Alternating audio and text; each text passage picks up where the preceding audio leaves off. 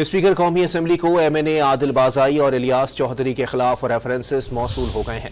References budget session में party हिदायत की खिलाफ वर्जी पर दायर किया गया है। इलियास चौधरी का ताल्लुक काफ लीग जबकि आदिल बाज़ाई नून लीग से है। इस बारे में मजीद जानते हैं डॉन न्यूज़ के नुमाइंदे इरफान सदुसई से। जी इरफान, मजीद बताइएगा। जी इरफान। जी, स्पीकर कौमी असम्बली को मेंबरान कौमी असम्बली आदिल बाज़ाई और इलियास मोहम्मद चौधरी के खिलाफ रेफरेंसेस मौसूल हुए हैं और ये रेफरेंसेस जो पार्टी हेड्स हैं उनकी जानिब से आए हैं। एक का ताल्लुक मुस्लिम लीग नून से है और दूसरे का ताल्लुक मुस्लिम लीग काफ से है।